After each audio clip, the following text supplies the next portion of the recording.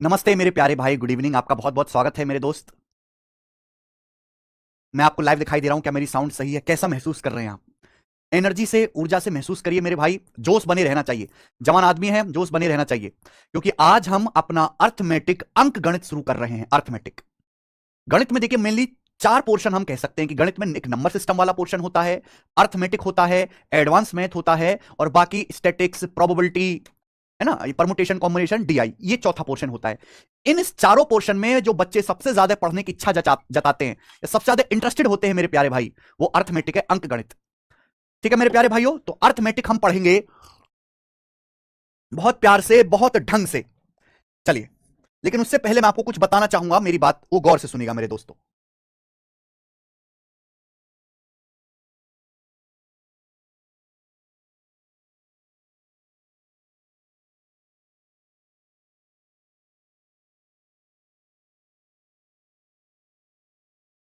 हम्म। केशव, वो सिलेबस वाली पीपीटी कहां है?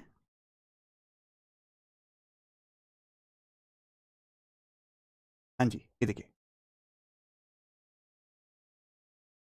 जी जी मेरे भाई, ध्यान से सुनिएगा। आपको ये जो दिखाई दे रहा है, ये अर्थमेटिक मैथ, अंक गणित में आने वाले चैप्टर्स के नाम है। और ये चैप्टर्स के नाम मैंने उसी ऑर्डर में लिखे हैं जिस ऑर्डर में मैं आपको पढ़ाने की कोशिश करूंगा। चलिए, सबसे पहले जो आपको चैप्टर पढ़ना है मेरे दोस्तों, वो पढ़ना है परसेंटेज, यानी कि प्रतिशत। परसेंटेज जिसे हम कहते हैं प्रतिशत। उसके बाद आपका रेशियो एंड प्रोपोर्शन, अनुपात और समानुपात। ठीक है बच्चे। इसके बाद आता है मिक्सचर एंड एलिगेशन, जिसे हम कहते हैं मिश्रण। मिक्सचर एंड एलिगेशन, जिसे हम कहते हैं मेरे भाई मिश्रण।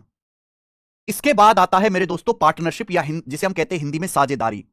उसके बाद सिंपल इंटरेस्ट, साधारण ब्याज। उसके बाद सीआई, कंपाउंड इंटरेस्ट, चक्रवृद्धि ब्याज। उसके बाद इनकी installment, simple interest, compound interest, दोनों की इंस्टॉलमेंट, किस्त निकालने वाले सवाल। इसके बाद प्रॉफिट लॉस, लाभ हानि और डिस्काउंट, छूट बट्टा। जैसे आप किताबों में देखोगे तो किताबों में प्रॉफिट लॉस डिस्काउंट एक ही चैप्टर होता है। बहुत सारे टीचर्स भी प्रॉफिट लॉस डिस्काउंट एक ही पढ़ाते हैं, पर ये मैंने अलग अलग लिखा है। क्यों? क्योंकि मैं अलग अलग करके पढ़ाता हूं। मैं प्रॉफिट लॉस और डिस्काउंट के सवाल आपस में मिक्स नहीं करता। इसके बाद टाइम एंड वर्क, समय और कार्य। इसके बाद पाइप एंड सिस्टम, नल और टंकी। उसके बाद मेरे प्यारे भाई टाइम, स्पीड एंड डिस्टेंस, समय, दूरी और चाल। टाइम, स्पीड एंड डिस्टेंस, समय, दूरी और चाल। इसके बाद मेरे प्यारे भाई बोट एंड स्ट्रीम, नाव और धारा। उसके बाद मेरे दोस्तों आपका ट्रेन, रेलगाड़ी। और उसके बाद मेरे दोस्तों आपका रेस, दौड़ वाले सवाल। इसके बाद आपका एवरेज यानी कि औसत, और फिर आपका प्रॉब्लम ऑन एजेस यानी कि आयु संबंधित प्रश्न। ये सारे चैप्टर्स हैं जो अर्थमेटिक मैथ में आते हैं, और ये सारे यहां पे सेपरेट लिखे हैं। कितने हो गए गिनना जरा? 1 2 3 4 5 6 7 8 9 10 11 12 13 14 15 16 17, और मिक्सर एलिगेशन को अलग अलग काउंट करेंगे 18। ये टोटल 18 चैप्टर्स हैं। 18 टोटल। यहाँ पे मिक्सर एंड एलिगेशन एक साथ लिखा हुआ है, मैं मिक्सर अलग पढ़ाता हूं, एलिगेशन अलग। टोटल 18 चैप्टर्स हैं। समझ में आया? आप बोलोगे हाँ जी। अगर मैं आपसे कहूं इनमें सबसे इंपॉर्टेंट चैप्टर कौन सा, यानी कि वो चैप्टर जो सबसे ज्यादा पेपर में आता है, जिसके सवाल सबसे ज्यादा पूछे जाते हैं, वो है प्रॉफिट लॉस और डिस्काउंट। प्रॉफिट लॉस डिस्काउंट, छूट या बट्टा।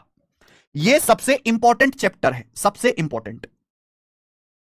सबसे ज्यादा सवाल मेरे भाई इन दोनों से आएंगे। प्रॉफिट लॉस डिस्काउंट सबसे इंपॉर्टेंट, लाभ हानि और छूट। मैं आपसे कहूं कि इनमें सबसे बड़ा चैप्टर कौन सा है, जिसको खत्म करने में ही आदमी खत्म हो जाते हैं, ठीक है ना, पेशेंस टूट जाता है, वो है टाइम, स्पीड एंड डिस्टेंस, समय, दूरी और चाल। क्योंकि इसमें ना चार चीजें पढ़नी होती हैं। पहले आप टाइम, स्पीड एंड डिस्टेंस पढ़ो, उसके बाद बोट एंड स्ट्रीम पढ़ो, फिर भी तसल्ली नहीं होती, फिर ट्रेन, रेलगाड़ी पढ़ो, और फिर रेस, दौड़ वाले सवाल पढ़ो। तो देखो, ये चारों चीजें आपको पढ़नी पड़ती हैं। तो इस वजह से ये जो चैप्टर है, ये आपका सबसे बड़ा बन जाता है, सबसे बड़ा।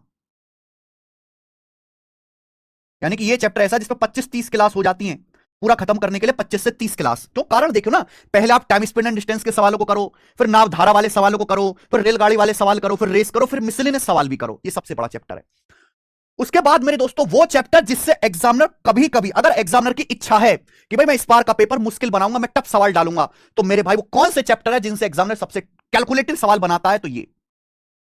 अगर एग्जामिनर को टफ सवाल बनाना है कि भाई मुझे तो जैसे 25 सवाल पेपर में आने कि मुझे 2-3 सवाल अर्थमेटिक कैसे देने कि बच्चे डर जाएं, बच्चे कांप जाएं, तो ये है। यहां से मेरे दोस्तों तगड़े सवाल, अगर एग्जामिनर का इच्छा है, ऐसी इच्छा नहीं आए मेरे प्यारे भाई तो ठीक है, लेकिन अगर इच्छा है कि मैं भैया इस बार के पेपर में 2-3 सवाल मुश्किल डालूंगा, तो वो कंपाउंड इंटरेस्ट, सिंपल इंटरेस्ट, इस चैप्टर से मुश्किल सवाल डालता है। मैं आपको बता रहा हूं कि पूरे इसका टेस्ट क्या है। समझ में आ गई बात? आप बोलोगे हाँ जी सर समझ में आ गई। दूसरी बात, ध्यान से, अर्थमेटिक मैथ या अंक गणित पढ़ने के लिए सबसे ज्यादा इंपॉर्टेंट और बेसिक चैप्टर कौन सा है? परसेंटेज, प्रतिशत, और रेशियो एंड प्रोपोर्शन, अनुपात और समानुपात। परसेंटेज, रेशियो एंड प्रोपोर्शन, अनुपात और समानुपात मेरे प्यारे भाई, इनको मैं कहता हूं बेसिक चैप्टर्स। ये बेसिक चैप्टर है, बेसिक। यानी कि अगर किसी बच्चे ने परसेंटेज और रेशियो को ढंग से नहीं पढ़ा, अगर किसी बच्चे ने परसेंटेज और रेशियो को ढंग से नहीं पढ़ा और वो सोचे कि मैं सिंपल इंटरेस्ट सीख जाऊं, मैं कंपाउंड इंटरेस्ट सीख जाऊं, मैं मेरे दोस्तों टाइम एंड वर्क के सवाल लगाना सीख जाऊं, मैं डिस्काउंट के सवाल लगा लूं, वो हो ही नहीं सकता। अगर आपको परसेंटेज और रेशियो मेरे दोस्तों अच्छे से समझा तो ही आप आगे के चैप्टर समझ पाओगे। ये बेसिक चैप्टर है। हालांकि इनसे पेपर में इतने सवाल नहीं पूछे जाते, इनसे पेपर में इतने सवाल नहीं पूछाते। जैसे आपसे पेपर में केवल परसेंटेज का एक सवाल आएगा, जैसे केवल रेशियो एंड प्रोपोर्शन का एक सवाल आएगा। लेकिन फिर भी ये दो चैप्टर्स जो है ना, फिर भी ये दो चैप्टर्स मैं आपको 50 घंटे से ज्यादा पढ़ाऊंगा। एक सेकेंड,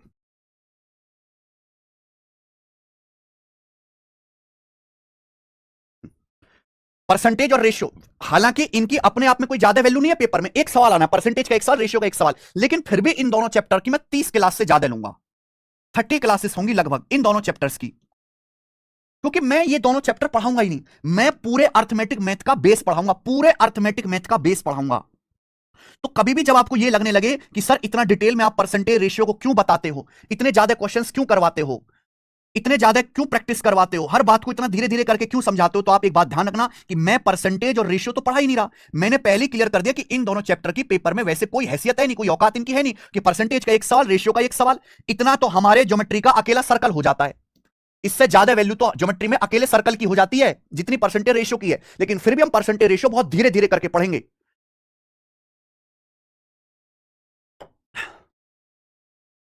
आई बात समझ में? यस और नो मेरे भाई? क्योंकि अगर आपके ये दोनों चैप्टर्स कमजोर रहेंगे तो कहने का मतलब आपका पूरा अर्थमेटिक मैथ कमजोर रह जाएगा, पूरा अर्थमेटिक मैथ। क्लियर है? तो सबसे पहले हम इसलिए शुरू करेंगे परसेंटेज से, रेशियो से, जिससे कि हमारा एक बेस बन जाए, और उसके बाद मेरे भाई हम सवालों की तरफ चलेंगे। दूसरी बात कि परसेंटेज में कुछ ऐसे कॉन्सेप्ट होंगे, परसेंटेज में कुछ ऐसे कॉन्सेप्ट होंगे, एक तो मोर लेस, परसेंटेज में कुछ ऐसे कॉन्सेप्ट होंगे, एक तो कम ज्यादा वाले सवाल, ये कितना परसेंट कम है, कितना परसेंट ज्यादा है, कम ज्यादा वाले सवाल। दूसरा मैं आपको परसेंटेज में कॉन्सेप्ट सिखाऊंगा डेविएशन, और इस डेविएशन कॉन्सेप्ट बहुत प्यार से पढ़ना भाई, बहुत प्यार से। अगर आपने डेविएशन नहीं पढ़ा तो जीवन भर परेशान रहोगे। और एक मैं आपको कॉन्सेप्ट सिखाऊंगा परसेंटेज में, सक्सेसिव परसेंटेज चेंज, क्रमागत प्रतिशत परिवर्तन, सक्सेसिव परसेंटेज चेंज। ये बेशक मैं आपको परसेंटेज में पढ़ाऊंगा ये तीनों ही कॉन्सेप्ट, लेकिन इसका इस्तेमाल पूरे अर्थमेटिक मैथ में होगा, पूरे अर्थमेटिक मैथ में।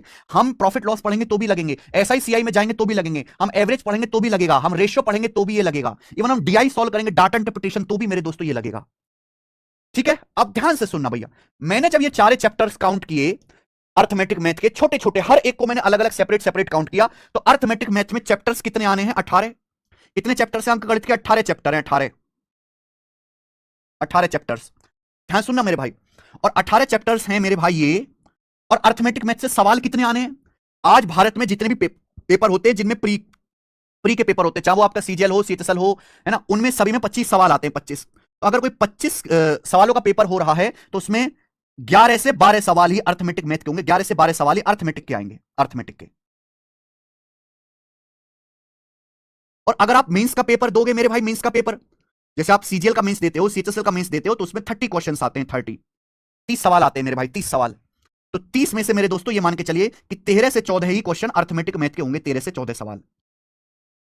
यानी कि कहने का मतलब क्या है, चैप्टर है हमारे 18, चैप्टर कितने? 18, और प्री में सवाल आएंगे 11 12। तो इसका मतलब क्या हुआ? बताओ बच्चों, इसका मतलब क्या हुआ? अर्थमेटिक मैथ में चैप्टर कितने हैं? 18। और जब आप प्री का पेपर दोगे, आप सीजल का प्री दोगे, आप सीएचएसएल का प्री दोगे मेरे भाई, उसमें अंक गणित से सवाल आएंगे 11 12। इसका मीनिंग क्या है? इसका मीनिंग यह है कि अर्थमेटिक में कुछ चैप्टर ऐसे जरूर छूट जाते हैं जिनकी कोई इज्जत ही नहीं होती। इज्जत ही नहीं होती इसका मतलब वो पेपर में आते ही नहीं है। एक आध सवाल ऐसे हैं जो छूट जाते हैं, एक आध चैप्टर जिनका जिक्र भी नहीं होता। चैप्टर 18 है, सवाल अर्थमेटिक से कितने आने हैं? 11 12। तो कुछ चैप्टर से 0 क्वेश्चन आएगा। ये एक बहुत बड़ा नुकसान है।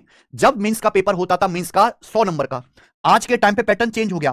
पहले 3 साल पहले मेंस के पेपर में गणित के 100 सवाल आते थे, और 100 में से लगभग 45 से 48 क्वेश्चंस जो है क्या होते थे मेरे प्यारे भी? अर्थमेटिक मैथ के होते थे 100 में से। तो यानी कि हर चैप्टर से सवाल पूछा जाता था, कोई भी चैप्टर छूटता नहीं था, हर चैप्टर से सवाल पूछा जाता था। लेकिन आज मेंस में 100 की बजाय इन लोगों ने 30 सवाल कर दिए। तो हमें हर चैप्टर पढ़ के जाना है, हमें हर एक चीज पे प्रैक्टिस करके जानी है, लेकिन फिर भी पेपर में कुछ ऐसे चैप्टर आएंगे जिनसे सवाल आएगा ही नहीं, वो आपकी मेहनत टोटल वेस्ट चली जाती है। तो भैया यानी कि हमारा नंबर ऑफ क्वेश्चंस तो पेपर में कम हो गए, लेकिन हमारा सिलेबस सेम रहा। हमें मेहनत आज उतनी करनी पड़ रही है, लेकिन उस मेहनत में से हमारे सवाल कितने फंसेंगे इसके चांस कम हो गए। पहले हम इतना पढ़ के जाते थे इतना, तो इसमें से पता है कि बहुत सारे सवाल मिल जाएंगे। आज भी हमें इतना ही पढ़ के जाना पड़ रहा है, लेकिन हम पढ़ के तो बहुत सारा जाएंगे, लेकिन पेपर में इतना सा ही पूछा जाएगा। यानी कि कम सवाल सही करने के लिए अब ज्यादा पढ़ना पड़ता है। सिलेबस उतना ही है, बल्कि सिलेबस हर साल बढ़ता जा रहा है। लेकिन मेरे भाई चूंकि अब मेंस, क्योंकि प्री की तो कोई इज्जत है नहीं, प्री तो क्वालिफाइंग हो गया। कुछ चैप्टर ऐसे होते हैं जिनसे अंडा सवाल आता है, बिल्कुल कोई सवाल नहीं आता। अब जैसे मैं आपको कराऊंगा, मैं आपको रेस पढ़ाऊंगा, बड़ी शिद्दत से रेस, दौड़ वाले सवाल। और भाई रेस बहुत टफ चैप्टर है, बहुत मुश्किल लगता है बच्चों को। मैं आपकी रेस पे 3 क्लास लूंगा, 1.5 घंटे की 3 क्लास ली मैंने आप पे रेस पे, और आपने पेपर दिया, रेस से एक भी सवाल नहीं आया, तो आपकी और मेरी 5 घंटे की मेहनत तो खराब चली गई। मेरे और आपके जीवन के 5 घंटे की मेहनत तो खराब चली गई, चली गई कि नहीं चली गई? ठीक है,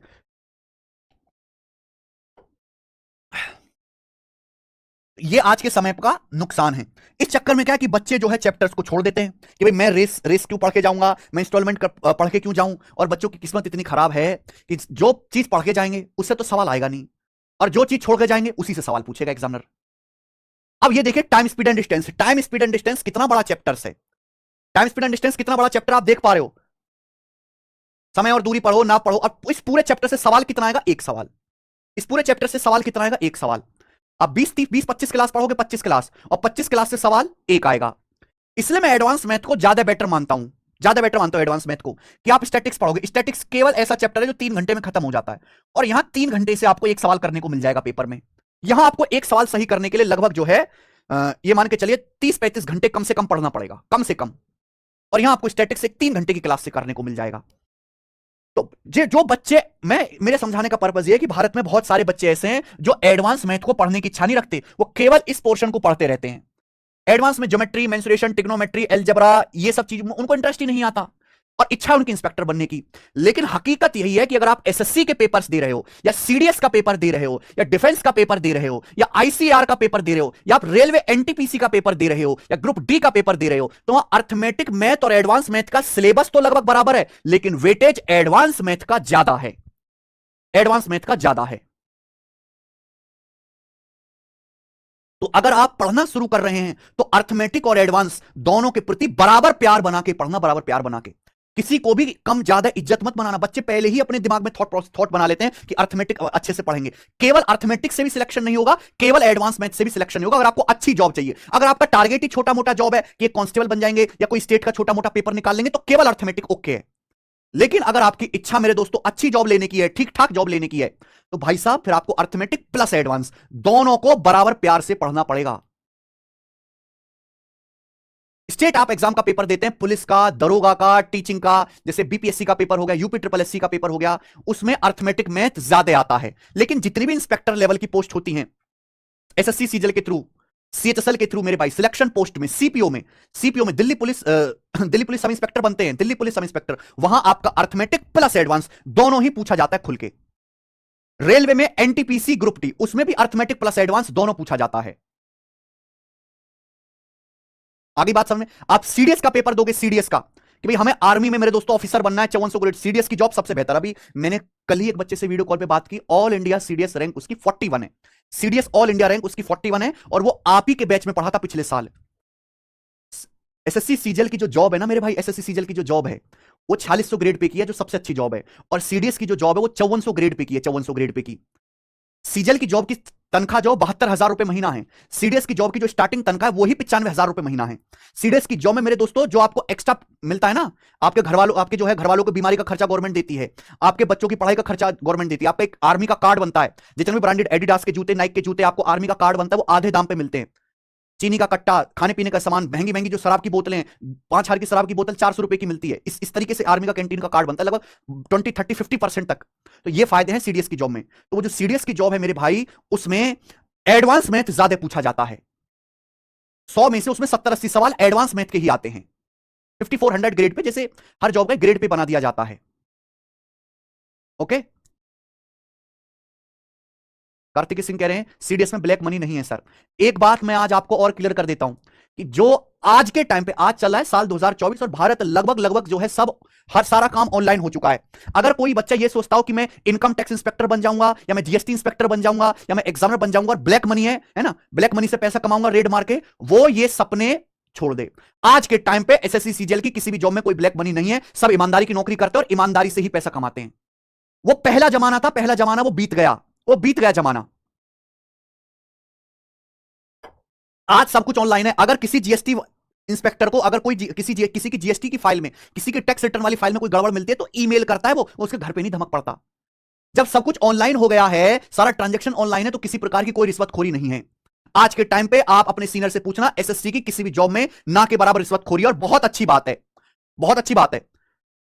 करप्शन आज भी है, मैं ये नहीं कह रहा कि करप्शन है, करप्शन आज भी है, लेकिन एसएससी की किसी भी जॉब में, आर्मी की किसी भी जॉब में नहीं है, रेलवे की किसी भी जॉब में नहीं है, केवल टीटी को छोड़ के। मैं आप बताता हूं करप्शन किस जॉब में है। जिन जॉब्स में डायरेक्ट पब्लिक डीलिंग है, डायरेक्ट पब्लिक डीलिंग मतलब जिनका पब्लिक का काम उनके बिना हो ही नहीं सकता। अब मैं स्टूडियो में पढ़ाता हूं, मेरा सीए वो मेरा टैक्स भर देता है, मुझे इनकम टैक्स इंस्पेक्टर से कोई डील करने की जरूरत नहीं है। ना मैं आज किसी पर्सनल काम के लिए किसी इनकम टैक्स इंस्पेक्टर से मिला, ना जीएसटी इंस्पेक्टर से मिला आज तक, क्योंकि उनकी कोई पब्लिक डीलिंग बची नहीं। जिन कामों में पब्लिक डीलिंग है, जैसे कि पटवारी, वो करप्शन करते हैं, जैसे कि रजिस्ट्रार, जैसे कि तहसीलदार, जैसे कि डेवलपमेंट अथॉरिटी वाले, नगर पालिका वाले, जैसे कि दिल्ली विकास अधिकरण वाले, दिल्ली डेवलपमेंट अथॉरिटी वाले, ये होता है। जैसे कि रेलवे में है ना टिकट बाबू, उनकी डायरेक्ट पब्लिक डीलिंग है, 500 रुपए लिए एक सीट पे बिठा दिया, डायरेक्ट पब्लिक डीलिंग है उनमें। और धीरे धीरे इनमें भी कम हो जाएगा, अगले 5-7 साल में बिल्कुल क्लीन सिस्टम हो जाएगा।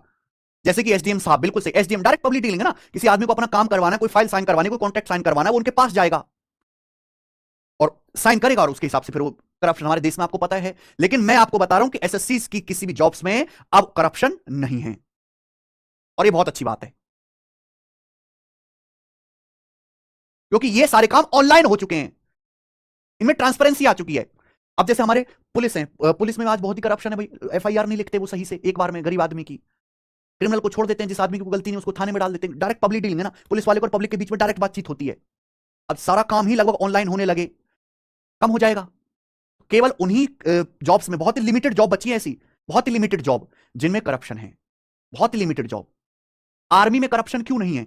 आर्मी तो हर कोई जानता है कि भाई हमारे देश की आर्मी बहुत प्रतिष्ठित है और भारत के 100% आदमी आर्मी की इज्जत करता है आर्मी में, क्योंकि 0% करप्शन है। क्योंकि आर्मी में जो बॉर्डर पे हैं, जो देश के अंदर हैं, जो एयरपोर्ट पे लगे हैं, उनका किसी से कोई पब्लिक डीलिंग नहीं है।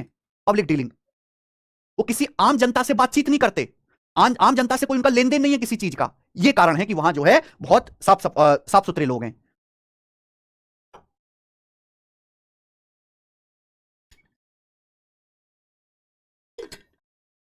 फूड डिपार्टमेंट है, फूड डिपार्टमेंट में आज भी थोड़ा बहुत करप्शन होता है।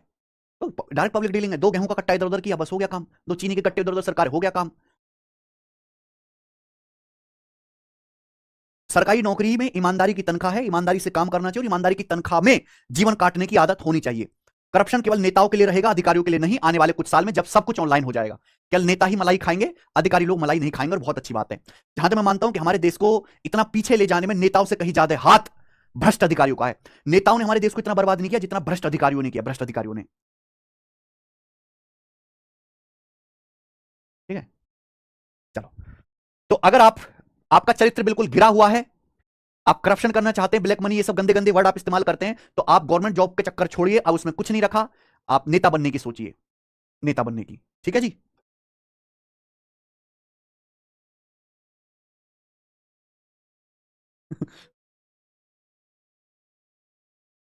चलो, तो ये मेरे दोस्तों मुझे कुछ बातें आपको बतानी थी जो मैंने क्लियर कर दिया इस चैप्टर के बारे में, अर्थमेटिक मैथ के बारे में। ठीक है जी। चलो, तो सबसे पहले हम शुरू करेंगे अपना प्यारा चैप्टर परसेंटेज।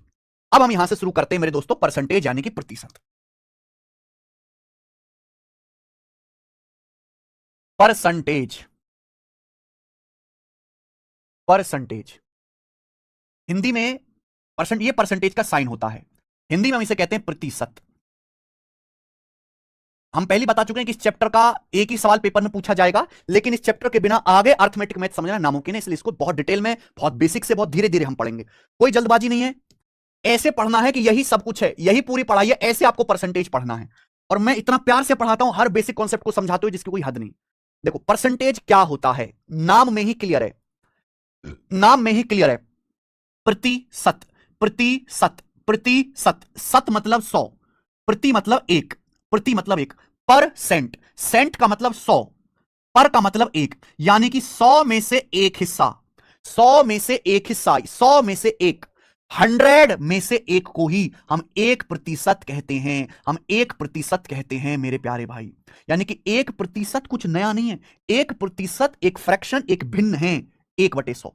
1/100 को ही हम लोग 1% कहते हैं, 1% कहते हैं, 1%। क्या आपको बात समझ में आई? आप बोलोगे हां जी सर, ये बात तो हमें अच्छे से समझ में आ गई है।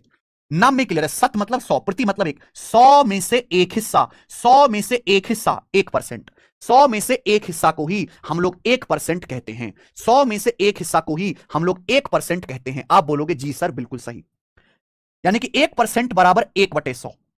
ठीक है बच्चे, अगर मेरे दोस्तों मैं 100 की यहां पे गुणा कर दूं, 100 की यहां गुणा कर दूं, तो 100 की 1% में गुणा कर दीजिए तो क्या आ जाएगा? 100%। यानी कि 100% बराबर क्या होता है? 1। 100% बराबर क्या होता है? 1। हो गया ना? अगर मैं 100 की यहां गुणा कर दूं, जैसे a बराबर b बटे c होता है, तो मैं क्या कर सकता हूं? b बराबर a गुणा c हो जाएगा ना, इन दोनों की गुणा हो जाती है, मैंने गुणा कर दी। 100 की 1% में गुणा 100%, 100% किसके बराबर आएगा? 1। यानी कि दुनिया में हर चीज अपने आप में या तो 1 होती है या 100% होती है। दुनिया में हर चीज अपने आप में या तो 1 होती है या 100% होती है मेरे प्यारे भाई। दुनिया में हर चीज अपने आप में या तो 1 होती है या फिर मेरे दोस्तों 100% होती है। 1 का ही नाम 100% है, 1 का ही दूसरा नाम 100% है, 1 का ही दूसरा नाम 100% है। मीनिंग क्या है? जैसे मेरे दोस्तों ये आपके सामने गिलास है, आपके सामने गिलास है, ये गिलास पानी से पूरा भरा हुआ है, ये गिलास पानी से पूरा भरा हुआ है, पूरा क्या हुआ बेटा? पूरा भरा हुआ है। तो मैं आपसे कहूं, पूछूं कि बताओ गिलास कितना भरा हुआ है, तो आप कहोगे सर पूरा एक गिलास भरा हुआ। क्या कहोगे आप? पूरा एक गिलास भरा हुआ है। लेकिन दूसरा आदमी कहेगा कि भाई पूरा 100% गिलास भरा हुआ है, पूरा 100% गिलास भरा हुआ है, ये 100% गिलास भरा हुआ है। एक आदमी कहेगा सर पूरा एक गिलास भरा हुआ है। दोनों का मतलब एक ही है, दोनों का भाव एक ही है, पूरा एक गिलास भरा हुआ है, 100% गिलास भरा हुआ है, क्योंकि एक का मतलब ही 100% है। अब मैं इस गिलास का आधा पानी पी लेता हूं, ये मैंने आधा पानी पी लिया, यानी कि अब मैं पूछूं बताओ कितना गिलास भरा हुआ है, तो आप कहोगे सर आधा गिलास ही भरा हुआ है। अब कितना गिलास भरा हुआ है? आधा, 1/2, आधा। तो यहां भी 1/2 कर देंगे, यहां भी 1/2 कर देंगे, यहां भी बटे, अगर यहां 2 से भाग दिया तो यहां भी 2 से भाग दे देंगे, यानी कि कितना? 50%। 100/2 50%। तो अब कितना गिलास भरा हुआ है? तो एक बच्चा कहेगा सर आधा गिलास भरा हुआ है, लेकिन एक दूसरा बच्चा कहेगा सर 50% गिलास भरा हुआ है, 50%। 50% गिलास भरा हुआ है, 50%। बोलो बात समझ में आ गई कि नहीं? आप बोलोगे हां जी सर। यानी कि मेरे दोस्तों एक आदमी बता रहा है परसेंटेज में और एक आदमी बता रहा है फ्रैक्शन में, भिन्न में।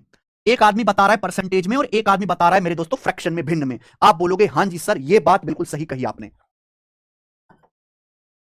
एक आदमी बता रहा है परसेंटेज में, एक आदमी बता रहा है फ्रैक्शन में, यानी कि परसेंटेज और फ्रैक्शन अलग अलग नहीं है, परसेंटेज और फ्रैक्शन एक ही चीज है, साथ साथ चलते हैं। अब मैं इसमें से आधा गिलास और पानी पी जाता हूं, हम इसमें से आधा गिलास पानी और पी गए। अब कितना गिलास भरा हुआ है? तो आप कहोगे सर 1/4। अब ये 1/4 गिलास भरा हुआ है, 1/4, 1/4 गिलास भरा हुआ है, ये 1/4 गिलास ही सर इसमें ये भरा हुआ है। अब एक का मतलब 100%, पूरा गिलास 100%, तो 1/4 गिलास कितना आएगा? 25%। तो अगर मैं परसेंटेज में कहूंगा तो क्या आएगा कि सर 25% गिलास भरा हुआ है, 25% गिलास। तो ये हुआ मेरे दोस्तों फ्रैक्शन या भिन्न में कितना गिलास भरा हुआ है? 1/4। परसेंटेज में कितना गिलास भरा हुआ है? 25%। ये अलग अलग नहीं है, सेम ही बात है। यानी कि हम परसेंटेज को भिन्न में और भिन्न को परसेंटेज में बदल सकते हैं, हम परसेंटेज को भिन्न में और भिन्न को परसेंटेज में बड़ी आसानी से बदल सकते हैं। क्या यहां तक किसी बच्चे को कोई समस्या? आप बोलोगे नहीं सर कोई भी समस्या नहीं है, हमें समझ में आ गया कि परसेंटेज को भिन्न में और भिन्न को परसेंटेज में बड़ी आसानी से बदल सकते हैं। ओके, तो मैंने क्या सिखाया अभी तक? मैंने आपको यह सिखाया, सॉरी,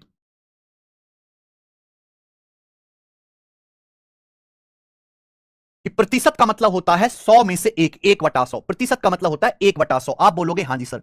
यहां से ही मेरे दोस्तों 100% कितना आ जाएगा? 1। यहां से ही 100% की वैल्यू कितनी आ जाएगी? यहां से ही 100% की वैल्यू आ जाएगी मेरे दोस्तों 1। 100 की यहां गुणा कर दो, 100% 1। या फिर मैं आपसे कहूं कि 1 क्या होता है मेरे दोस्तों? 1 होता है 100% के बराबर। 1 का मतलब 100% के बराबर। आप बोलोगे जी सर बिल्कुल सही, कोई भी दिक्कत तकलीफ परेशानी इसमें नहीं है। चलो आगे चलेगा मेरे प्यारे भाई। तो एक का मतलब मेरे दोस्तों 100%। अब देखिए कुछ फ्रैक्शन इतनी यूज होती हैं, कुछ फ्रैक्शन इतनी आसान होती हैं जो आपको पहले से याद होनी चाहिए। अगर वो आपको याद रहेंगी तो आपका एग्जाम में समय बचेगा, कैलकुलेशन आसान होगी। एक का मतलब 100%। तो मैं आपसे कहूं 1/2 कितना आएगा मेरे भाई? जल्दी से जवाब दीजिए। 1/2 क्या होगा? फटाफट दोनों तरफ 2 से भाग करेंगे, 50%। 1/2 कितना होता है मेरे प्यारे बच्चों? 50%, 50%। 1/2 50%। मैं आपसे पूछूं 1/3 कितने परसेंट होता है? 1/3 1/3 कितना परसेंट होता है? तो आप जानते हैं एक का मतलब 100%, 100%। 1/3 कितना होगा? 3 से भाग करेंगे, 100/3। अब 100 को 3 से भाग करने पर क्या आता है? अगर आप 100 को 3 से भाग देंगे तो कितनी बार जाएगा? 33 बार जाएगा। 33 क्या बच जाएगा, एक आपका शेषफल बच जाएगा, यानी कि 33 सही 1/3%। तो 1/3 की परसेंटेज में क्या वैल्यू है बच्चों, 33 सही 1/3%, 33:1/3%, 33 सही 1/3%, 1/3।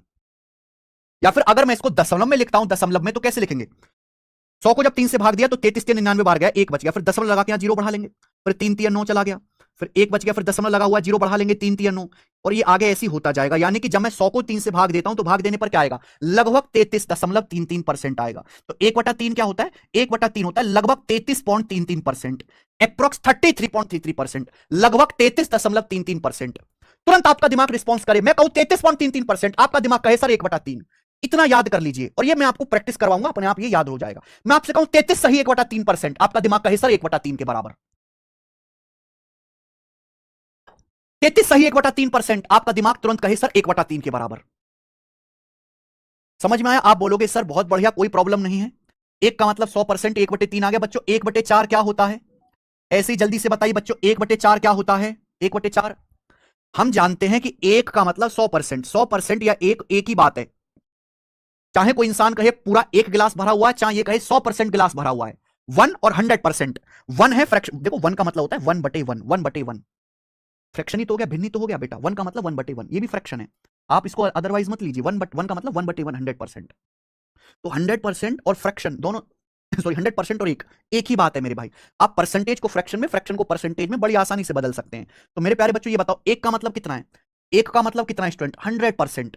तो 1/4 कितना आएगा, दोनों तरफ 4 से भाग दीजिए, 4 से, तो ये आ जाएगा मेरे प्यारे बच्चों 25%। 1/4 25%, 25%, 1/4 25%। क्लियर। हम आपसे पूछे बच्चों 1/5 कितना परसेंट होता है, 1/5 जल्दी से जवाब दीजिए बच्चों। 1/5 अगर एक 100% के बराबर है तो 1/5 कितना होगा, दोनों तरफ 5 से भाग दीजिए, 20%। 100/5 20%, 100/5 20%, 20%, 100/5 20%, 100/5 20%, आ गया ना। इसी तरीके से बच्चों हम आपसे कहें 1/6 क्या होता है, जल्दी से 1/6, तो आप जानते एक का मतलब 100%, तो 1/6 कितना आएगा, दोनों तरफ 6 से भाग दीजिए, 100/6%। लेफ्ट साइड राइट साइड दोनों तरफ 6 से भाग देंगे बच्चों, 2 से कट गया, 2 से कटेगा 100 50 बार, और 2 से कटेगा 6 3 बार, 50/3%। अब 50 को 3 से भाग देंगे कितनी बार जाएगा, 16 बार, 16 3 48, 48 2 50, 16 सही 2/3, 16 सही 2/3%। तो 1/6 का मतलब 16:2/3%। क्या हो जाएगा बच्चों, 1/6 16:2/3%, 1/6 16:2/3%, 1/6 16 सही 2/3%। पूरा अगर भाग करके लिखूं मेरे प्यार में, लगभग में कितना आएगा बताइए, पूरा लगभग में भाग करके लिखूं। जब आपके सामने लिखा जाता है ना 16 सही 2/3, तो इसका मतलब होता है 16 प्लस 2/3। अगर आप 2 को 3 से भाग करेंगे तो पूरा तो भाग जाएगा नहीं, क्या जाएगा, दशमलव लगा के जीरो बढ़ा लेंगे। अभी 2 को जब आपको 3 से भाग देना है तो दशमलव लगा के जीरो बढ़ा लेते, 3 चिंग 18, फिर 2 बच गया, फिर जीरो बढ़ा लेंगे, 3 चिंग 18, यानी कि 16.6666 आएगा। तो ये लगभग 16.66%। तो आपको मेरे प्यारे भाई ये अप्रोक्स भी याद रखना है कि 1/6 लगभग 16.66% के बराबर है। 1/6 लगभग 16.66%। अगर आप 50 को 3 से भाग दोगे एग्जैक्ट तो कितना आएगा, लगभग 16.66% आएगा लगभग। आगे बच्चों अगला 1/7 कितना होता है मेरे प्यारे बच्चों, 1/7 कितने परसेंट के बराबर है, जल्दी से बताइए। तो हम आपको पढ़ा चुके हैं कि भाई एक का मतलब 100%, 100%।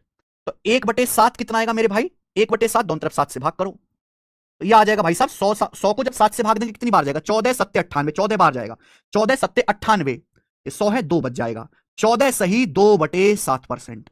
इसमें तो किसी को कोई डाउट नहीं। तो 1/7 होता है मेरे प्यारे भाई 14:2/7%, 14:2/7%, 1/7, 14 सही 2/7%, 14:2/7%, 14:2/7%। ये लगभग कितना आएगा मेरे प्यारे भाई, अप्रोक्स में कितना आएगा पूरा डिवाइड करके, भाई ये तो आया मिक्स्ड, मिक्स्ड आया है, अप्रोक्स कितना आएगा मेरे दोस्तों। तो जब आप इसको अप्रोक्स करोगे 14, 2 को 7 से भाग देंगे, 10 लगा के जीरो बढ़ा लेंगे, 7 दूनी 14 है, 6 बजाएगा, 7 8 56, तो लगभग 14.28 क्या आएगा, अप्रोक्स 14.28%। 1/7 14.28% के बराबर है, लगभग 14.28%। जब 100 को 7 से भाग देंगे तो पूरा तो भाग होगा नहीं, लगभग भाग होगा, लगभग कितनी बार जाएगा, 14.28%। ऐसे ही मेरे भाई ये बताओ कि 1/8 कितने के बराबर है, 1/8 1/8, जल्दी से 1/8 कितना परसेंट है, 1/8। तो मेरे प्यारे बच्चों एक का मतलब 100%, तो 1/8 कितना आएगा मेरे भाई? तो दोनों तरफ 8 से डिवाइड कर देंगे, दोनों तरफ 8 से डिवाइड करेंगे। ये किससे कट जाएगा? 4 से कट जाएगा। 100 25 बार, 4 से 8 कट जाएगा 2 बार, 25/2। और 25 को 2 से भाग देंगे तो कितना आएगा? 2 एकम 2, 2 दूनी 4 और 2 पंजे 10, 12.5। यानी कि 25/2 कितना हो गया मेरे भाई? 12.5%। तो 1/8 12.5% के बराबर होता है, 12.5% के बराबर होता है 1/8, 12.5%। क्लियर? आप बोलोगे हाँ जी सर बिल्कुल सही, 12.5%। प्यारे भाई इसी प्रकार से आप मुझे बताओ कि 1/9 कितने परसेंट के बराबर होगा? 1/9 1/9 इंपॉर्टेंट है, 1/9 1/9 इंपॉर्टेंट है मेरे प्यारे भाई। तो आप कहोगे सर 1 का मतलब 100%, 100% या एक ही बात है। तो 1/9 क्या होगा? दोनों तरफ 9 से भाग करो, तो 100/9%। अगर 100 को 9 से भाग दूंगा तो कितनी बार जाएगा? 11 99 99, 11 बार जाएगा। देखो कैसे भाग देते हैं 100 को 9 से। 100 को जब मैं 9 से भाग दूंगा तो 11 बार जाएगा, 11 99, क्या बच जाएगा? 1 बच जाएगा। इसे हम बोलते हैं शेषफल। क्या बोलते हैं? इसे हम रिमाइंडर बोलते हैं। भाग कितनी बार गया? 11 बार। तो क्या लिखोगे आप? 11 लिखोगे। शेषफल क्या बच गया? 1 बच गया, यहां 1 लिखोगे। 1 भाग किससे दिया आपने? 9 से भाग दिया, 9 आ गया। 11 सही 1/9%। 11 9 99 99 और 100, 100/9 हो गया कि नहीं? तो 1/9 होता है 11 सही 1/9%। 1/9 11:1/9% के बराबर है। 1/9 कितना होता है? 11:1/9%। 1/9 1/9 11 सही 1/9%। 1/9 11:1/9%। आप बोलोगे हाँ जी सर। अगर देखो एग्जैक्ट तो भाग होगा नहीं। अगर मैं आपसे पूछूं कि भाई इसको दशमलव में भाग देके लिखो, तो 100 तो 9 से पूरा भाग होगा नहीं। क्या 100 9 से पूरा भाग होगा? नहीं, लगभग भाग हो जाएगा। यानी कि इसकी अप्रॉक्स वैल्यू ही आप निकाल सकते हो। कैसे भाग होगा? 9 एकम 9, फिर 9 एकम 9, 1 बच गया। दशमलव लगा के 0 बढ़ा लेंगे, 9 एकम 9, 9 एकम 9, ऐसे चलता रहेगा। यानी कि अप्रॉक्स 11.11%। क्या आएगा बच्चे? लगभग 11.11%। तो 1/9 होता है लगभग 11.11% के बराबर। 1/9 अप्रॉक्स 11.11%। 1/9 11.11%, 11.11%। बोलो हाँ। आप बोलोगे हाँ जी सर। आखिर में मेरे दोस्तों 1/10, जल्दी से बताओ 1/10 क्या होता है? 1/10 1/10 की परसेंटेज में वैल्यू क्या होती है? अरे समझ में आ रहा है ना? अगर आपको ये सारी कैलकुलेशन समझ में आ रही है और आप ये पहचान पा रहे हो कि हम फ्रैक्शन को, भिन्न को परसेंटेज में कैसे बदलते हैं, तो कमेंट में यस लिख दो आप। Yes sir.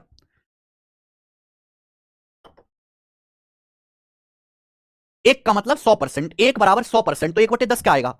100%/10, 100%/10 यानी कि 10%, 10%। साथ साथ आपको नोट्स बनाने हैं। जो भी मैं क्लास में कॉन्सेप्ट समझाता हूं वो कॉन्सेप्ट आपको साथ के साथ अपनी कॉपी में उतारने हैं।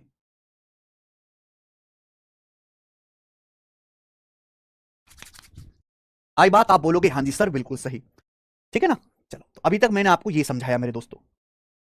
1 बराबर 100%, 1/2 50%, 1/3 33:1/3%, 1/4 25%, 1/5 20%, 1/6 16.66%, 1/7 14:2/7%, 1/8 12.5%, 1/9 11.11%, 1/10 10%। आगे 1/11, 1/11 क्या होता है मेरे भाई? 1/11 की परसेंटेज वैल्यू आप बताओ। 1 का मतलब 100%, तो 1/11 क्या आएगा? दोनों तरफ 11 से भाग दीजिए। तो जब 100 को 11 से भाग दोगे तो 11 99 99, 11 99 9 बार जाएगा। 9 सही 1/11%। तो 1/11 9 सही 1/11%, लगभग कितना आएगा? अगर आप 100 को 11 से भाग दोगे, 11 99 दशमलव, 1 बच गया, फिर 0 बढ़ा लेके 0 बढ़ा ली, फिर 11 99, यानी कि लगभग 9.09%। तो 1/11 लगभग 9.09% होता है। अगर आप 100 को 11 से भाग दोगे, बेटा भाग ही तो देना है। 100 को 11 से भाग दोगे, पूरा तो भाग होगा नहीं, लगभग जो भाग जाएगा वो 9.09 बार जाएगा। 1/11 9.09%, 1/11 9.09%, 9.09%। ये दोनों इंपॉर्टेंट है और ये दोनों आपको पक्के याद रखने, ये दोनों इंपॉर्टेंट है। 1/9 11.11%, 1/11 9.09%, 1/9 11.11%, 1/11 9.09%, 1/9 11.11%, 1/11 9.09%। समझ में आ गया बच्चों? 1/9 11.11%, 1/11 9.09%। आगे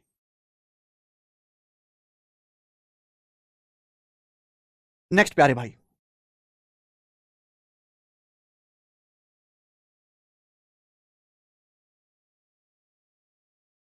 एक बटे 12 बताइए।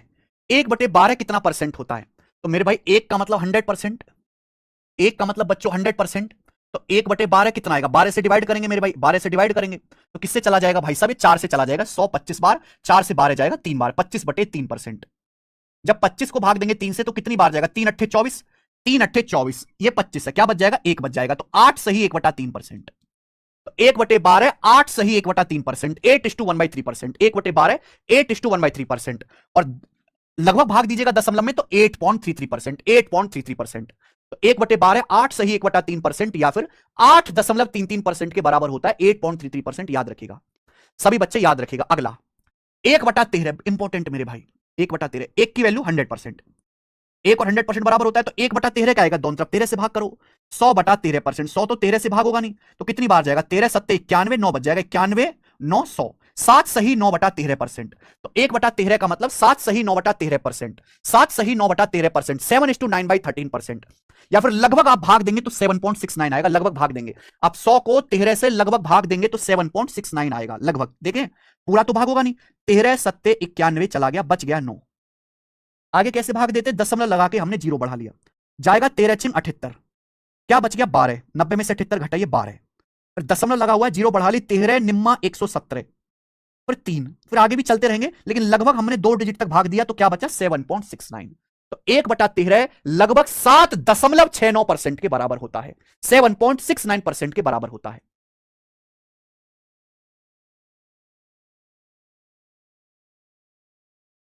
संस्कार गौर जी, 8 + 1/3 नहीं है, 8 + 1/3% है, परसेंट है। आगे नेक्स्ट अगला 1/14। मेरे भाई बताइए 1/14 की परसेंटेज वैल्यू क्या है? 1 का मतलब 100%, 100%।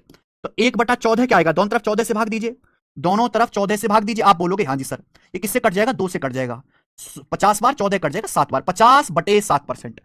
अब 50 को 7 से भाग देंगे, 7 7 49, 1 बचेगा, 49 1 50। तो 1/14 का मतलब 7 सही 1/7%, 1/14 7:1/7%, या लगभग 7.14%। 1/14 7:1/7%, या 7.14%, 7.14%।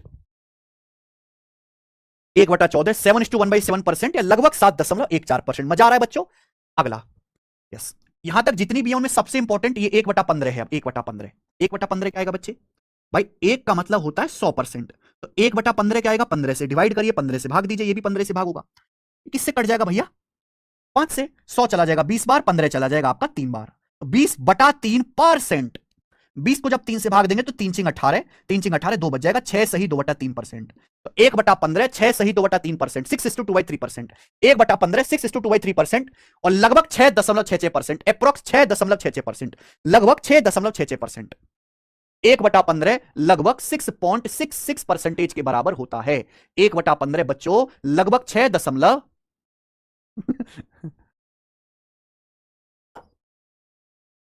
साक्षी बिस्त जी क्या हो गया आपको? 1/15 6.66% के बराबर होता है। क्लियर? किसी बच्चे को कोई समस्या? हाँ है ना? अगर आपको यहां तक बात समझ में आई है तो मेरे दोस्तों कमेंट में यस लिखो। यस सर, मुझे पता भी तो लगना चाहिए कि मैं पढ़ा रहा हूं जिंदा लोगों को। अगला 1/16, 1/16 बच्चों, 1 का मतलब 100%। 1 का 1 या 100% बराबर होता है। 100% ही 1 है, 1 ही 100% है, एक ही 100% है, 100% ही 1 है। क्लियर? आप बोलोगे जी बिल्कुल सही, कोई परेशानी नहीं है। 1 बराबर 100%, तो 1/16 किसके बराबर होगा? जल्दी से जवाब दीजिए मेरे भाई। देखो दोनों तरफ 16 से भाग, अगर हम यहां 1 को 16 से भाग दे रहे हैं तो राइट साइड को भी 16 से भाग देना पड़ेगा, राइट साइड को भी 16 से भाग देना पड़ेगा। 100/16%, 100/16। क्लियर है? समझ में आया? 1 बराबर 100%, लेफ्ट साइड में 16 से भाग दिया, 1/16, तो राइट साइड को भी 16 से भाग देना पड़ेगा, 100/16%। बच्चों किससे कट जाएगा? 4 से कट जाएगा। 4 को 100 से काटेंगे 25 बार, 4 को 16 से काटेंगे 4 बार, तो 25/4। 25 को जब 4 से भाग देते हैं ना, 4 6 24, 6.25% आता है, 6.25%। याद रखिएगा। तो 1/16 6.25%, 1/16 6.25%, 1/16 6.25%, 1/16 6.25%, 1/16 6.25%, 1/16 6.25%। याद कर लीजिए। अगला 1/17 जो इंपॉर्टेंट नहीं है, चाहे इसे इग्नोर करो, 1/17 याद करने की जरूरत नहीं है आपको, ठीक है? इसको याद करने की जरूरत नहीं है, ये हटा दूं मैं? मुझे लगता है ये आपको सारी की सारी बातें बहुत प्यार से समझ में आई हैं। आगे चलेंगे, ये बताना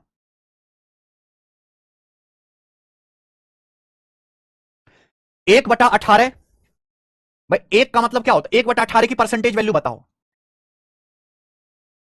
1/18 की परसेंटेज वैल्यू बताइए। 1 बराबर 100%, तो 1/18 कितना आएगा? दोनों तरफ 18 से भाग दीजिए, ये मेरे भाई 2 से कट जाएगा 100 और 18 9 बार, ये 50/9। 50 को जब 9 से भाग देंगे तो कितनी बार जाएगा? 5 बार। 9 पंजे 45, 45 5 50, तो 5 सही 5/9%। तो 1/18 होता है बच्चों 5 सही 5/9%। 5 सही 5/9%, या फिर लगभग 5.55%। ये इंपॉर्टेंट है। 1/18 लगभग 5.55% के बराबर होता है। 1/18 लगभग 5.55% के बराबर होता है। एप्रोक्स क्या है मेरे प्यारे भाई? एप्रोक्स 5.55%। अगला 1/19, इतना इंपॉर्टेंट नहीं है, इसको रहने दीजिए मेरे भाई, कोई जरूरत नहीं। 1/20, 1/20 हर कोई जानता है 5%। कैसे? एक मतलब 100%, 100% ही एक है, एक ही 100% है। तो 1/20 की परसेंटेज वैल्यू क्या आएगी? 20 से भाग दे दीजिए। 1/20 की परसेंटेज वैल्यू क्या आएगी? 20 से भाग दो। 100 को 20 से काटेंगे 5 बार, कट जाएगा 5%। तो 1/20 बराबर 5%। 1/20 5%, 1/20 5%।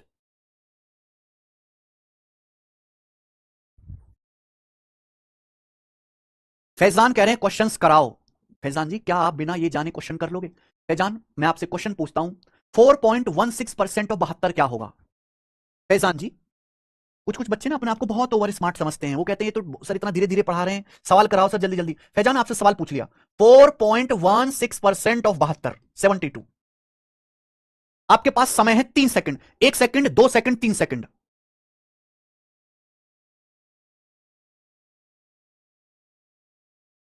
नहीं हुआ ना?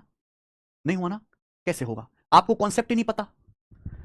पहले कॉन्सेप्ट जानो, फिर सवाल करना। अभी मैं आपको कॉन्सेप्ट बता दूंगा, 1 सेकंड में करने लगो, 1 सेकंड में, ध्यान से सुनिएगा। अगला 1/21 क्या होता है? 1/21 भी इतना इंपॉर्टेंट नहीं है। 1/21 लगभग 4.76% के बराबर होता है।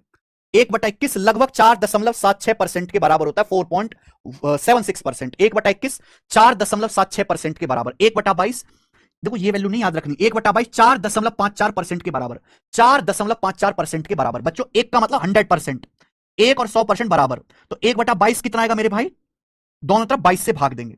100 को जब 22 से भाग देंगे तो कितनी बार जाएगा? 22 चौक 88, 12 बच जाएगा। 22 पंजे 110, 10 बच जाएगा। फिर 22 चौक 88, लगभग 4.54%। तो 1/22 लगभग 4.54%, लगभग 4.54%, लगभग 4.54%। याद रखिए। 1/23 इतना इंपॉर्टेंट नहीं है, इसे इग्नोर करो। 1/23 को याद रखने की आपको जरूरत नहीं है। आगे आ जाए, नेक्स्ट। अगला मेरे प्यारे भाई, ये आपको याद रखने 1/25 तक। 1/24, 1/24 क्या होता है मेरे भाई? 1/24, एक का मतलब 100%, एक का मतलब मेरे प्यारे भाई 100%। तो 1/24 कितना होगा? जल्दी से बताइए। 24 से भाग देंगे, दोनों तरफ 24 से भाग देंगे, दोनों तरफ लेफ्ट साइड में राइट साइड में दोनों तरफ 24 से भाग देना होगा। किससे कट जाएगा? 4 से। 4 से 100 कटेगा 25 बार, 4 से 24 कटेगा 6 बार। 25/6%। 25 को 6 से भाग देंगे, 6 चौक 24, 4 बार जाएगा, 6 चौक 24, एक बचेगा। 4 सही 1/6%। तो 1/24 आएगा 4 सही 1/6%। 1/24 4 सही 1/6%, तो लगभग 4.16%, 4.16%। 1/24 लगभग 4.16%, 1/24 लगभग 4.16%। अगर आपको यह पता होता और आप ओवर स्मार्ट ना बनते तो यह सवाल करने में आपको 3 सेकंड से ज्यादा लगना ही नहीं था। 4.16% क्या होता है? 1/24 ऑफ 72, 72 का 1/24 क्या आएगा? ऑफ का मतलब गुणा ही होता है। 24 से 72 3 बार कट गया, क्या आ जाएगा? 3। तो फैजान सवाल तो होते रहेंगे, सवाल जरूरी नहीं है, सवाल से जरूरी है कॉन्सेप्ट। पहले कॉन्सेप्ट करो। ठीक है जी, आगे आइए। समझ में आई बात? नेक्स्ट। 1/25 4%। आप जानते हैं मेरे दोस्तों, एक का मतलब 100%, 100% ही एक है। तो 1/25 क्या आएगा? दोनों तरफ 25 से भाग देंगे, तो 100/25 4%। तो 1/25 बराबर 4%। 1/25 किसके बराबर होता है? 4% के बराबर। 1/25 4%, 1/25 4%, 1/25 4%। ध्यान से सुनिए मेरे भाई, जो यूनिवर्सल नियम है वो हमेशा सही रहेगा। मैं आपसे कह रहा हूं 1/25 बराबर 4%। कैंची की गुणा कर दो, कैंची की गुणा, कैंची की गुणा करोगे, देखो 25 की 4 में गुणा करके क्या आ जाएगा? 25 चौका 100%। 100% बराबर क्या बचेगा? क्या बचेगा? बराबर 1। यानी कि मेरे दोस्तों ये सारे जो नियम है घूम फिर के एक ही बात पे टिक जाते हैं। 100% बराबर 1, 1 ही 100% है, 1 ही 100% है। ईश्वर ही शिव है, शिव ही ईश्वर है। समझ में आया? आप बोलोगे हाँ जी सर बिल्कुल सही, कोई परेशानी नहीं। बस यही आपको याद रखना। इसके अलावा 3 और हैं जो आपको थोड़ा थोड़ा इस्तेमाल होंगे, इनको याद रखोगे तो ठीक रहेगा। 1/30 मेरे भाई, एक का मतलब 100%, तो 1/30 कितना आएगा मेरे प्यारे बच्चों? दोनों तरफ 30 से डिवाइड करो, दोनों तरफ 30 से डिवाइड करो, 0 से 0 कट जाएगा, 10/3 यानी कि 3 तिया 9 और 1 10, 3 सही 1/3%। 1/30 3 सही 1/3%, 3 सही 1/3% या फिर लगभग 3.33%। तो 1/30 लगभग 3.33% के बराबर होता है। 1/30 लगभग 3.33% के बराबर होता है। आगे 1/40 लगभग 2.5%, लगभग क्या 2.5% होता है। एक का मतलब 100%। तो 1/40 कितना आएगा मेरे प्यारे बच्चे? दोनों तरफ 40 से भाग देंगे, 0 से 0 कट जाएगा, 10/4 5/2, 5/2 2.5%। तो 1/40 2.5%, 1/40 2.5%, 1/40 2.5%, 1/40 2.5%। साक्षी इतना खतरनाक श्राप मत दो मुझे। 1/40 2.5%,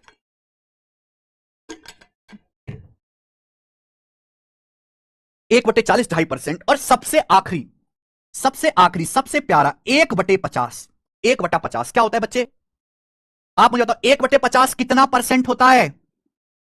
बताओ बच्चों 1/50 कितना परसेंट होता है? दीपक शर्मा जी क्या समझ नहीं आया आपको?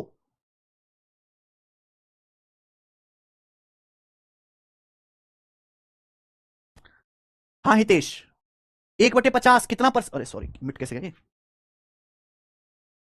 1/50 कितना परसेंट होता है? एक का मतलब 100%, 1/50 दोनों तरफ 50 से भाग करो, 2%। तो 1/50 2% के बराबर होता है।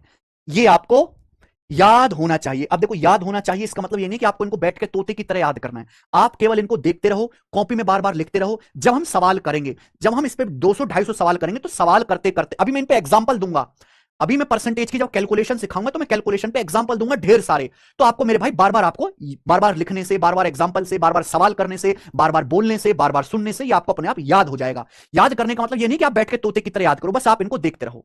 10/4 2.5% ही तो होता है भाई। मेरे प्यारे बच्चों बात समझ में आ गई?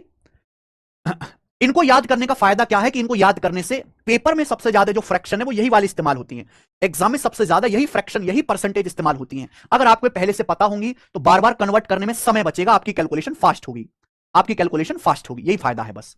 समझ में आया? ढाई कैसे आया? निखिल सेन जी कौन सा ढाई यार, कैसे बच्चे हो? एक का मतलब 100%, 1/40 दोनों तरफ 40 से भाग करो, 0 से 0 कट गया, 10/4 5/2, 5/2 ही तो 2.5% होता है। ये कैसा डाउट है? ठीक है मेरे बच्चे, कोई तकलीफ? अगर ये आपको पहले से पता होंगी, बार बार आप इनको देखते रहोगे मेरे दोस्त, तो आपकी कैलकुलेशन बहुत जल्दी होगी। जैसे ये देखो, पहले से मुझे याद है 4.16% 1/24 होता है, मैंने फटाक से कैलकुलेट कर लिया। तो कल मेरे प्यारे भाई जब क्लास हो तो आप इनको अच्छे से बार बार रिवाइज करके आना। ऐसा नहीं है कि आप इनको तोते की तरह बैठ के याद करो। एक चीज मैं आपसे और कहना चाहूंगा,